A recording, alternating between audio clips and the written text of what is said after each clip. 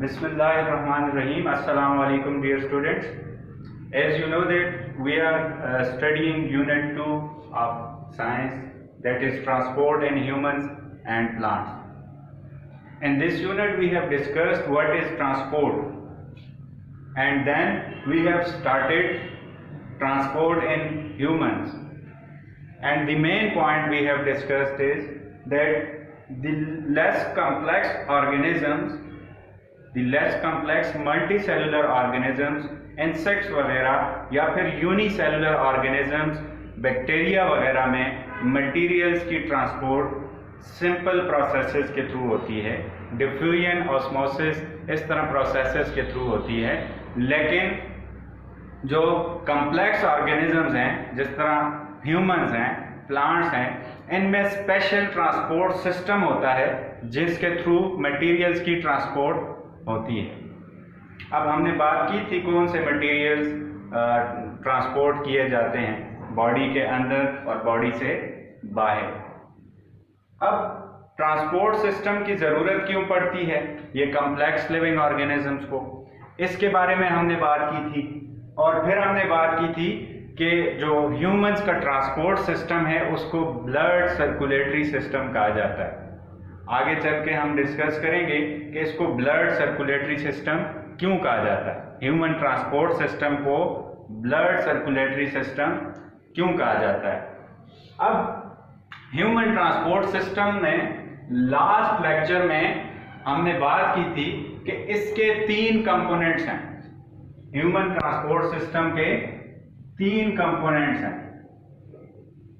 Heart, जिसके बारे में हमने लास्ट लेक्चर में पढ़ चुके हैं, हार्ट की फंक्शनिंग के बारे में, उसके स्ट्रक्चर के बारे में डिटेल से हम डिस्कस कर चुके हैं। फिर नेक्स्ट कंपोनेंट है ब्लड वेसल्स।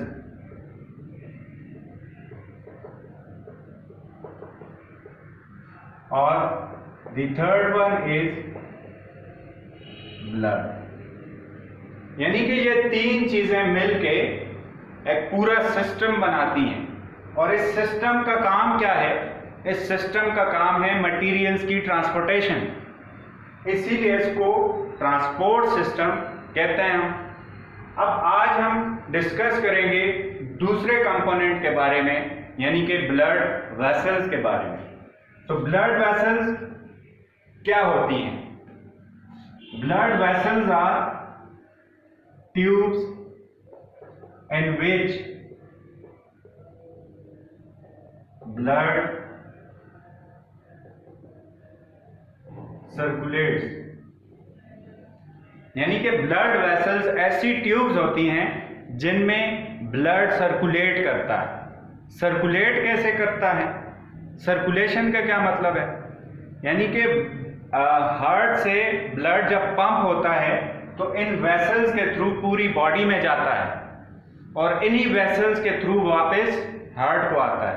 तो ये एक पूरा साइकिल है, ये एक पूरा सर्कल है जिसमें ब्लड सर्कुलेट करता है। इसीलिए तो इस सिस्टम को हम सर्कुलेटरी सिस्टम कहते हैं। इस सिस्टम में चूंकि ब्लड सर्कुलेट करता है तो इसको हम क्या कहते हैं? ब्लड सर्कुलेटरी सिस्टम कहते हैं। अब वो ट्यूब्स जिनमें ब्लड सर्कुलेट करता है, इन ट्यूब्स को हम ब्लड वेसल्स कहते हैं। ब्लड वेसल्स में they carry blood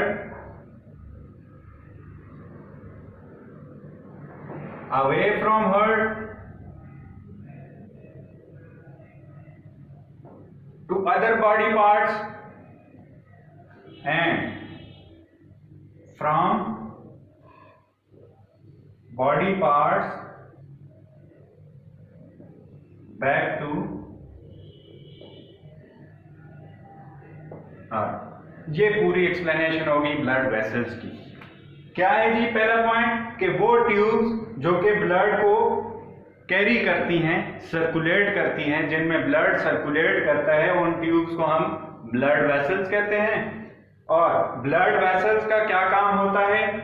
blood vessels का काम होता है हार्ट से दूसरे बॉडी पार्ट्स में ब्लड को लेके जाना और उन्हीं पार्ट से इस ब्लड को वापस हार्ट तक लेके आना। ये पूरी एक्सप्लेनेशन हो गई ब्लड वेसल्स की। ब्लड वेसल्स के बारे में हम जान चुके हैं कि ये क्या होती हैं। अब नेक्स्ट हम इनके बारे में स्टडी करेंगे टाइप्स के बारे में, types of blood vessels, types of blood vessels के ब्लड वेसल्स की कितनी टाइप्स हैं। ब्लड वेसल्स की 3 टाइप्स हैं। नंबर 1 इज आर्टरीज, फिर इसके बाद कैपिलरीज और फिर वेन्स। अब आर्टरीज, कैपिलरीज और वेन्स में क्या फर्क है? तीनों अगर ब्लड वेसल्स हैं तो हम ये डिफरेंशिएशन क्यों करते हैं? तो सबसे पहले हम आर्टरीज को देखते हैं, फिर हम कैपिलरीज को देखेंगे, फिर हम वेन्स को देखेंगे और फिर हम इन तीनों को कंपेयर करेंगे। अब आर्टरीज वो वाली ब्लड वेसल्स हैं जो कि ब्लड को कैरी करती हैं हार्ट से दूसरे बॉडी पार्ट्स में। Carry blood away from heart to other body parts. दूसरे बॉडी पार्ट्स की तरफ जो वेसल, ब्लड वेसल ब्लड लेके जाती है हार्ट से, उस ब्लड वेसल को हम आर्टरी कहते हैं। अब यह जो ब्लड होता है जो आर्टरीज हार्ट से दूसरे बॉडी पार्ट्स की तरफ कैरी करता है, इस ब्लड में न्यूट्रिएंट्स भी शामिल होते हैं, फूड मॉलिक्यूल्स भी शामिल होते हैं और इसके अलावा ऑक्सीजन भी शामिल होती है। यानी कि आर्टरीज कैरी करती हैं वो ब्लड जो कि रिच हो न्यूट्रिएंट्स में, जो कि रिच हो फूड में और जो कि रिच हो ऑक्सीजन में। Carry blood rich of nutrients, food and oxygen. Artery में जो ब्लड हार्ट से दूसरी बॉडी पार्ट्स की तरफ जा रहा है, इस ब्लड के अंदर आपके पास इस ब्लड में न्यूट्रिएंट्स भी होते हैं, डिफरेंट न्यूट्रिएंट्स, कैल्शियम, जितनी भी हमारी बॉडी रिक्वायरमेंट्स हैं। इसके अलावा फूड होता है और इसके अलावा ऑक्सीजन जो कि हर एक सेल तक ये ब्लड पहुंचाता है। फिर दूसरी बात कि आर्टरीज की जो वॉल होती है, arteries have thick wall. In blood vessels की जो वॉल होती है ये मसल से बनी होती है, तो ये थिक मसल्स होते हैं as compare to capillaries and veins. Arteries की वॉल थिक होती है। फिर नेक्स्ट पॉइंट है कि लार्जेस्ट आर्टरी को हम एओर्टा कहते हैं। एओर्टा इज लार्जेस्ट आर्टरी, यानी कि हमारी बॉडी में जो सबसे बड़ी आर्टरी है उसको हम क्या नाम देते हैं? उसको हम एओर्टा का नाम देते हैं। ये हार्ट से जो आर्टरी निकल रही होती है, फिर इसकी मजीद ब्रांचेस बनती हैं, तो हर एक आर्टरी का डिफरेंट नाम है। तो लार्जेस्ट आर्टरी को हम एओर्टा कहते हैं। अब लास्ट मेन पॉइंट है कि all arteries carry oxygenated blood accept pulmonary artery.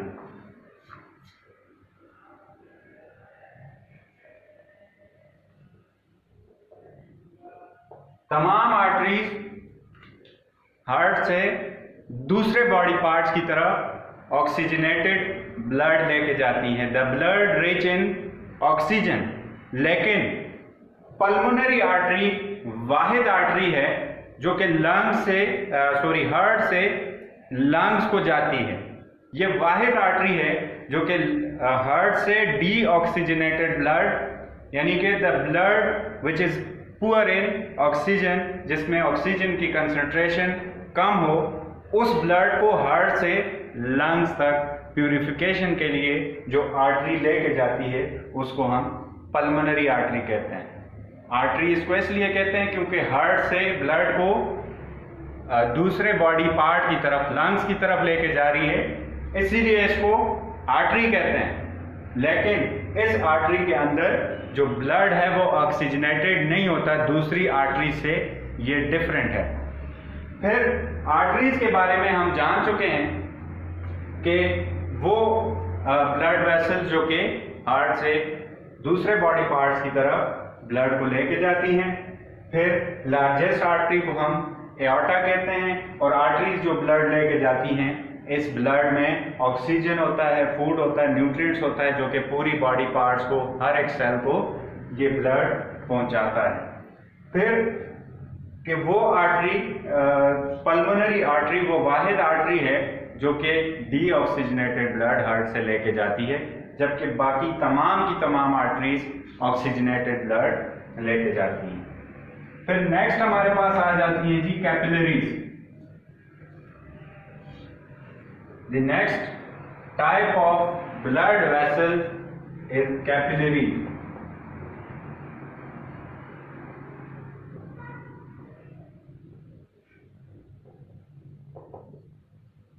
अब कैपिलरीज क्या होती हैं, इसको हम डिस्कस करेंगे कि वो ब्लड वेसल्स, पहले हम डिस्कस करते हैं कि कैपिलरीज होती क्या है। Arteries divide and redivide.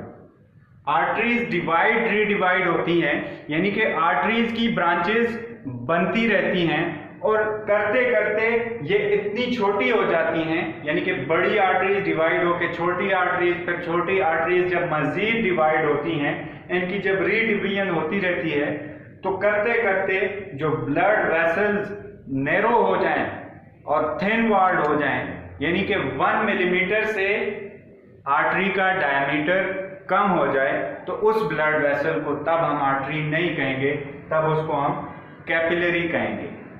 तो arteries divide and redivide to form capillaries, to form capillaries. अब कैपिलरीज नैरो ट्यूब होती हैं, नैरो ब्लड वेसल, और इनकी जो वॉल होती है वो थिन होती है,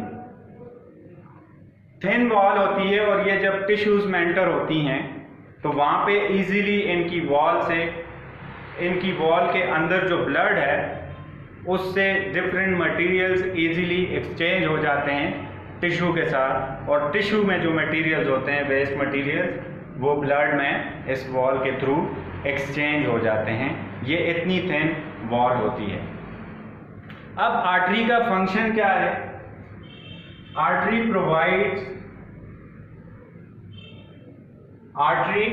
provides blood carrying nutrients and oxygen to tissues and cells, यानी कि टिश्यूज और सेल्स तक आर्टरीज ब्लड प्रोवाइड करती हैं, कैपिलरीज ब्लड प्रोवाइड करती हैं, वो ब्लड जिसमें न्यूट्रिएंट्स और ऑक्सीजन प्रेजेंट हो।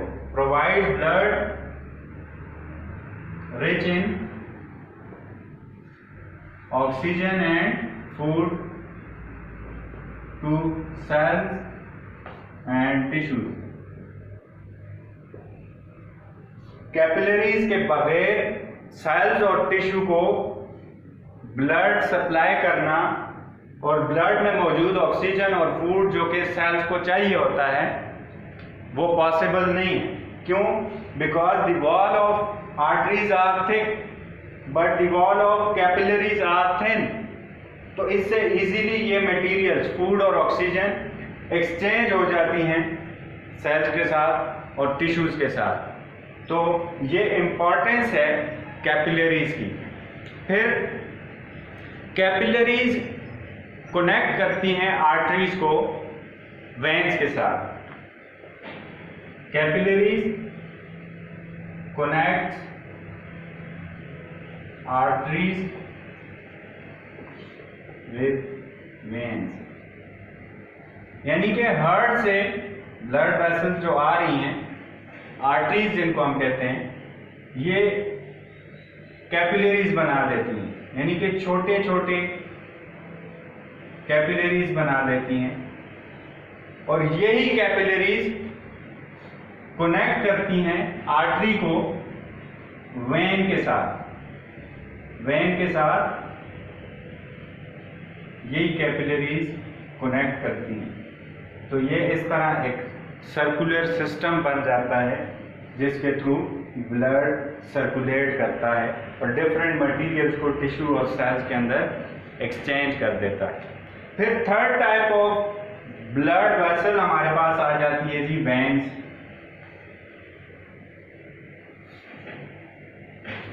अब वेन्स क्या होते हैं, इनको हम वेन क्यों कहते हैं?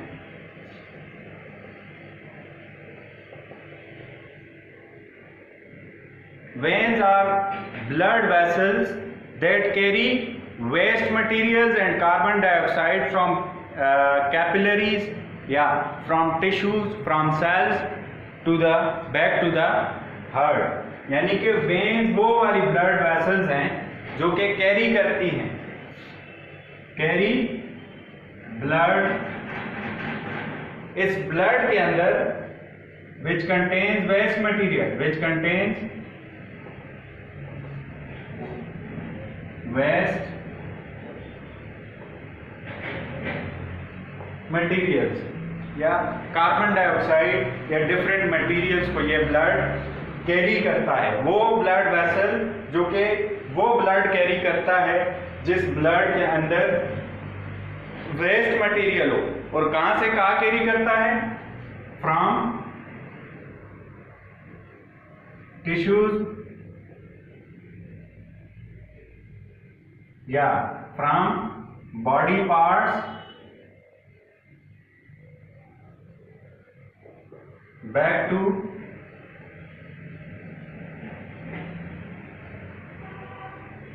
हार्ट। यानी कि डिफरेंट बॉडी पार्ट से जो ब्लड वेसल कैरी करता है ब्लड को हार्ट की तरफ, उसको हम वेन कहते हैं। लेकिन वेन में जो ब्लड होता है वो ब्लड कार्बन डाइऑक्साइड और दूसरे वेस्ट मटेरियल्स को बॉडी पार्ट से हार्ट की तरफ कैरी करता है। अब इनकी जो वॉल होती है, वेन्स की जो वॉल होती है वो थिन होती है as compare to arteries. The walls of veins are not as thick as of arteries. Capillaries से थिक होती हैं लेकिन आर्टरीज से इनकी वॉल थिन होती हैं, आर्टरीज की वॉल थिक होती हैं। वजह क्या है? वजह यह है कि जब हार्ट पंप करता है तो जिन प्रेशर से ब्लड हार्ट से बाहर निकलता है, तो जिन वेसल से निकलता है, जिन वेसल्स में हार्ट से जाएगा उन पे प्रेशर बनेगा, तो उस प्रेशर को एब्जॉर्ब करने के लिए उनकी वॉल्स थिक होती हैं। लेकिन वेन्स के ऊपर कोई प्रेशर नहीं पड़ता, उनका काम तो वापस लाना होता है ब्लड को, तो इसीलिए फंक्शन के हिसाब से उनकी जो स्ट्रक्चर है उनकी वॉल थिन होती है। अब ये जो वेन्स होती हैं ये डीऑक्सीजनेटेड ब्लड को कैरी करती हैं to heart. Carry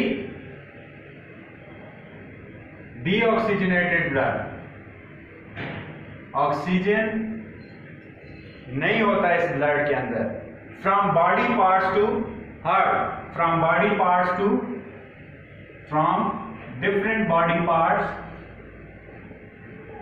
to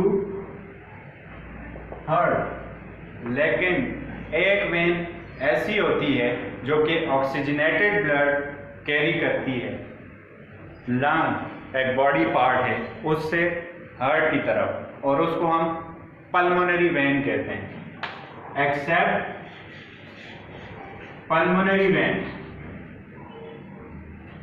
pulmonary vein which carry oxygenated blood